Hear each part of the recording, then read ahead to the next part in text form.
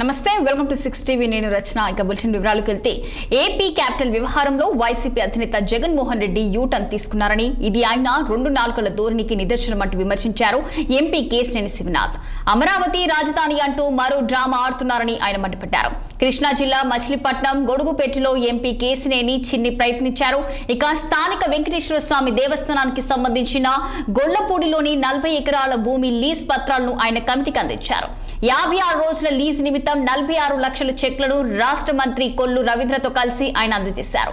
ఇట్టి భూమి లీజ్ దసరా ఉత్సవాల కోసం వినియోగిస్తున్నట్లు ఎంపీ కేశినేని తెలిపారు. 14-19లో కోడికత్త అన్నాడు. అంతేకాకుండా బాబాయిని హత్య చేసి గౌరవ ముఖ్యమంత్రి వర్యుల మీద నెట్టాలని చూశాడు. మొన్న ఈ మధ్య ఎలక్షన్స్ లో విజయవాడలో గులకరాయి డ్రామా ఆడాడు. ఆ తర్వాత హెలికాప్టర్ డ్రామా ఆడాడు. ఈ డ్రామాలతో జరిసేదే జగన్ అండ్ కో. దానికి ప్రజల మద్దతు లేదు. మొన్నే చూసాం పులివెందుల్లో కూడా దారుణంగా ఎవరైనా మెజార్టీ రాపోదు, డిపాజిట్ కోల్పోవడం అనే పరిస్థితి మనం ఎక్కడా చూడలేదు. విచిత్రంగా సొంత నియోజకవర్గంలో డిపాజిట్ కోల్పోయాడంటే రేపు భారీగా ఎమ్మెల్యేగా కూడా 60,000 ఓట్లతో ఓడిపోబోతున్నారు. కాబట్టి మళ్ళీ కొత్త డ్రామా 3 ముక్కలాట అంటారు కదా.